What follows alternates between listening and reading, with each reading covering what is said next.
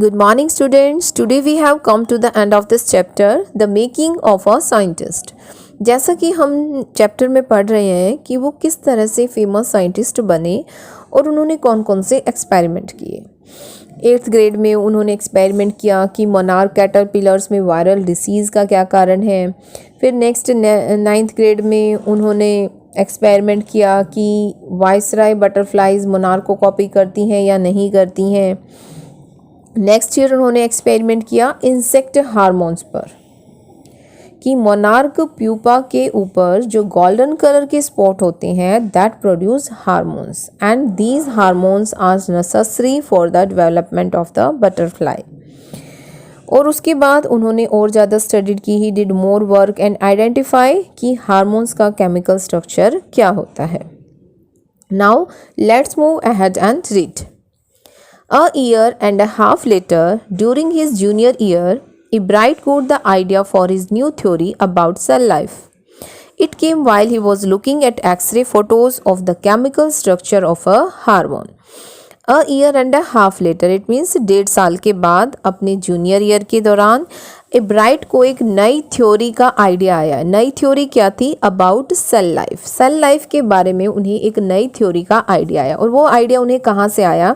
जैसा कि हमने पढ़ा कि वो केमिकल स्ट्रक्चर, हार्मोन का केमिकल स्ट्रक्चर क्या होता है उसके बारे में रिसर्च कर रहे थे। तो जब वो उन एक्सरेज फोटोज़ को देख रहे थे केमिकल स्ट्रक्चर की, तब उन्हें एक नया आइडिया आया कि सेल लाइफ के बारे में। When he saw those photos, Ebright didn't shout Eureka or even I have got it, but he believed that along with his findings about insect hormones, the photos gave him the answer to one of biology's puzzles. जब उसने इन photos को देखा तो Ebright ने shout नहीं किया eureka. Eureka क्या होता है? A cry of Triumph. जैसे खुशी के कारण जब हम किसी कोई अचीवमेंट पा लेते हैं कि आई हैव डन समथिंग तो हम चिल्ला उठते हैं, तो इब्राइट ने वो वर्ड यूज़ नहीं किया कि इन फोटोज़ को देखकर उसे क्या मिल गया, एक बायोलॉजीज़ की पजल का आंसर मिल गया कि उसे कोई बायोलॉजी की पजल थी जिसे सॉल्व करना था, उसका आंसर उसे मिल गया।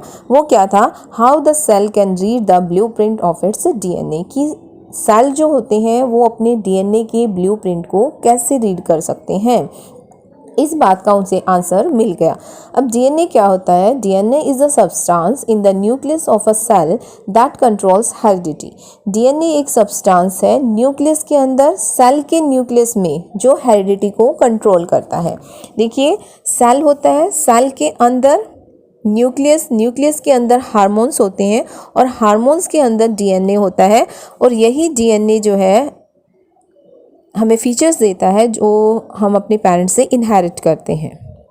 It determines the form and function of the cell, और यही सेल के फॉर्म और फंक्शन को डिटरमिन्स करता है, इट मीन्स निर्धारित करता है कि उसका क्या फंक्शन है। इस प्रकार DNA is the blueprint of life. Life का ब्लूप्रिंट है, इट मीन्स डीएनए ही यह बताता है कि लिविंग ऑर्गेनिज्म कैसा है। Ebright and his college roommate James R. Wong worked all that night drawing pictures and constructing plastic models of molecules to show how it could happen. Together they later wrote the paper that explained the theory. Ebright and his college roommate James Wong, इन दोनों ने मिलकर सारी रात काम किया, pictures draw की, plastic के मॉडल कंस्ट्रक्ट किए मॉलिक्यूल्स के, और यह दिखाने की कोशिश की कि how it could happen, it means cell कैसे डीएनए को रीड करता है, ये उन्होंने दिखाने की कोशिश की। और together they later wrote the paper, फिर उन्होंने पेपर लिखा, आर्टिकल लिखा और इस थ्योरी को पब्लिश कर दिया गया। इस थ्योरी को कहाँ पब्लिश किया गया? वही इम्पॉर्टेंट साइंटिफिक जर्नल्स में। जर्नल्स का नेम क्या था? Proceedings of the national academy of science में यही थ्योरी थी जो पब्लिश हुई थी कि हाउ सेल्स वर्क, कि सेल कैसे काम करता है। Surprising no one who knew him. No one surprisingly, कोई भी इस बात से सरप्राइज नहीं हुआ जो इसे जानता था, क्योंकि उन्हें पता था कि रिचर्ड इब्राइट जो है वो एक बहुत अच्छे और इंटेलिजेंट साइंटिस्ट हैं।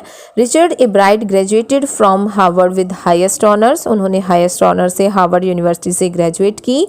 Second in his class of 1510, it means he got second position in his class of 1510 student की क्लास में से उन्होंने सेकंड पोजीशन ली। Ebright went on to become a graduate student researcher at Harvard Medical School. Harvard Medical School में वो एक researcher बने, graduate student researcher. There he began doing experiments to test this theory. और वहाँ पर उन्होंने अपनी इस थ्योरी को टेस्ट करने के लिए एक्सपेरिमेंट जो है वो करने शुरू कर दिए. मतलब इस थ्योरी को टेस्ट करने के लिए एक्सपेरिमेंट करते रहे वहाँ जाकर. If the theory proves correct, it will be a big step towards understanding the processes of life. अगर यह थ्योरी प्रूव हो जाती है, सही प्रूव हो जाती है, तो यह क्या था, एक बिग स्टेप्स था लाइफ की प्रोसेस को अंडरस्टैंड करने का. It might also lead to new ideas for preventing some types of cancer and other diseases. और यदि यह थ्योरी सही प्रूव हो जाती है तो ये कैंसर जैसे डिसीजेज का इलाज करने के लिए नए नए तरीके फाइंड आउट कर सकते थे. All of this is possible because of Ebright's scientific curiosity. अब देखिए ये जो कुछ भी हुआ, जितने भी एक्सपेरिमेंट हुए, जो इतनी इन्होंने थ्योरी डेवलप की, वो सब किस वजह से हुआ, due to his scientific curiosity. कि वो इतने सक्सेसफुल साइंटिस्ट जो बने हैं उसके पीछे क्या रीज़न है, due to his scientific curiosity. कि वो स्टार्टिंग से ही जो है वो क्या है, क्यूरियस थे नई नई चीज़ों को जानने के बारे में. और जो बुक थी डॉक्टर यूखार्ट की, उन्होंने उसकी क्यूरियोसिटी को और भी ज़्यादा बढ़ा दिया था. His high school research into the purpose of the spots on a monarch pupa eventually led him to his theory about cell life. उन्होंने हाई स्कूल में जो रिसर्च की थी कि मोनार्क प्यूपा के ऊपर जो स्पॉट्स होते हैं उनका क्या पर्पस होता है, और यही रिसर्च जो है वो उसे नई थ्योरी की तरफ ले जाता है कि सेल का जो स्ट्रक्चर होता है वो ऐसा क्यों होता है, और वो किस वजह से होता है, because of DNA. Clear this point? Richard Ebright has been interested in science since he first began collecting butterflies, but not so deeply that he hasn't time for other interest. कि रिचर्ड इब्राइट साइंस में interested थे starting से ही. जब उन्होंने अपनी butterflies collecting करना शुरू किया था तब से वो साइंस में इंटरेस्ट रहे हैं, बट इतने ज़्यादा भी नहीं थे कि उनके पास अपने अदर इंटरेस्ट को कंप्लीट करने का टाइम नहीं था. मतलब उनका दूसरी चीज़ों में भी इंटरेस्ट था. Ebright also became a champion debater and a public speaker and a good canoeist and all-round outdoor person. कि वो एक अच्छे डिबेटर भी थे, पब्लिक स्पीकर भी थे. अ गुड कैनोइस्ट, कैनोइस्ट क्या होता है, अ पर्सन हु पैडल्स अ कैनोय. कैनोय क्या होती है, which is a light boat होती है. अच्छे कैनोइस्ट भी थे और ऑल राउंड आउटडोर पर्सन भी थे. आउटडोर पर्सन थे it means he is also an expert photographer, अच्छे एक्सपर्ट फोटोग्राफर भी हैं. Particularly of nature and scientific exhibit. In high school, Richard Ebright was a straight A student. Because learning was easy, he turned a lot of his energy towards the debating and Model United Nations Club. In high school में Richard Ebright एक state a student, मतलब अच्छे student रहे, intelligent student थे, क्योंकि उनके लिए learning क्या थी, बहुत इजी थी. और उन्होंने अपनी सारी एनर्जी को टर्न कर दिया डिबेट में, मॉडल यूनाइटेड नेशन क्लब्स में उन्होंने अपनी एनर्जी को टर्न किया. He also found someone to admire, Richard A. Wearer, his social studies teacher and advisor to both clubs. Mr. Wearer was the perfect person for me. Then he opened my mind to new ideas, Ebright said.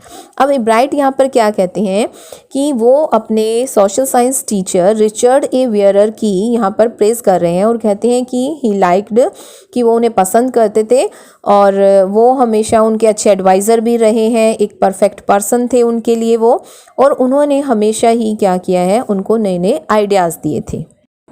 Richard would always give that extra effort, Mr. Wearer said. Here is the statement of Mr. Wearer, who was his social science teacher. He is telling us about Richard Ebright's interest. कि Richard Ebright जो थे वो हमेशा ही extra effort देते थे. ठीक है, here is the quality of Richard Ebright, extra effort देना. क्यूरियस थे, एक्स्ट्रा एफर्ट डालते थे, स्टेट ए स्टूडेंट थे. ये सारी उनकी करेक्टरिस्टिक्स हैं, क्वालिटी हैं जो हम उनके करेक्टर में ऐड कर सकते हैं.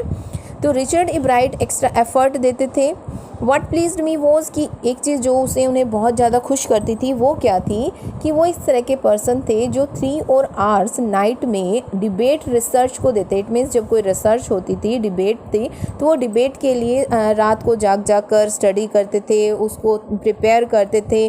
और इसके साथ साथ वो क्या करते थे, रिसर्च विद बटरफ्लाइज पर भी उनकी रिसर्च होती थी, और अदर इंटरेस्ट, उन सभी को क्या करते थे, वो पूरा हार्डवर्क करते थे। It means he was a hard working person, बहुत ज़्यादा हार्डवर्क करते थे, हर चीज़ में एक्स्ट्रा एफर्ट डालते थे। Richard was competitive, mister Wearer continue, आगे continue mister Wearer is telling कि रिचर्ड इब्राइट जो थे वो किस रहते थे, कॉम्पिटेटिव थे। ठीक है, here is another characteristics of Richard Ebright, but not in a bad sense, कि वो बैड सेंस में नहीं थे। He explained Richard was not interested in winning for winning sake और winning to get a prize, rather he was winning because he wanted to do the best job he could for the right reasons. He wants to be the best.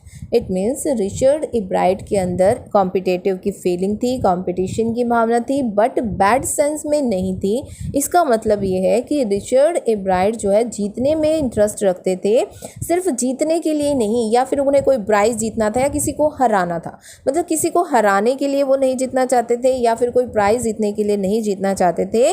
Rather he was winning, कि he wanted to do the best job, कि वो क्या करना चाहते थे, best job करना चाहते थे, कि वो जो कर रहे हैं वो बेस्ट हो। For the right reason, he wants to be the best for the right reason, वही अच्छे रीज़न के लिए वो कंपटीशन रखते थे और वो बेस्ट करना चाहते थे। And that is one of the ingredients in the making of a scientist. Start with first rate mind, add curiosity and mix in the will to win for the right reason. Ebright has these qualities. From the time the book The Travels of Monarch X opened the world of science to him, Richard Ebright has never lost his scientific curiosity. अब कि that is one of the ingredients, क्या होते हैं ingredients, it means यहाँ पर है mixture होना किसी चीज़ का, तो यहाँ इंग्रेडिएंट्स क्या है, क्वालिटी, कि साइंटिस्ट बनने के लिए क्या क्या क्वालिटीज़ चाहिए, कि यहाँ पर जो रिचर्ड इब्राइट थे उनके अंदर क्या क्या क्वालिटीज़ थी जिसने कि उन्हें एक परफेक्ट या सक्सेसफुल साइंटिस्ट बनाया। Start with the first rate mind, first rate mind means अच्छा दिमाग होना। ऐड क्यूरियोसिटी, क्यूरियोसिटी को ऐड करना, कि उसके अंदर काम करने की क्यूरियोसिटी हो। And mix in the will to win for the right reason, और राइट रीज़न वही अच्छे काम के लिए जीतने की जो भावना है वो उसके अंदर मिक्स कर दो। दीज आर द 3 इंग्रेडिएंट्स, ठीक है। और इब्राइट हैज़ दीज क्वालिटीज़, और इब्राइट्स के अंदर ये क्वालिटीज़ थी टू सक्सेस होने के लिए, कि सक्सेस होने के लिए 3 क्वालिटीज़ चाहिए, और इब्राइट के अंदर ये तीनों क्वालिटीज़ थी। From the time the book The Travels of Monarch X opened the world of science to him, और जब से उनके पास ये बुक आई थी ट्रेवल्स ऑफ मोनार्क एक्स, और तभी से उनका साइंस वर्ल्ड जो है वो ओपन हो गया था, कि उन्हें रियल साइंस के बारे में पता चलता है कि वास्तव में साइंस क्या है। रिचर्ड इब्राइट ने कभी भी अपनी साइंटिफिक क्यूरियोसिटी को लूज़ नहीं होने दिया, और वो जो है हमेशा ही अपने साइंटिफिक वर्ल्ड में आगे बढ़ते चले गए। Is it clear to everyone? This is the end of this chapter. Thank you.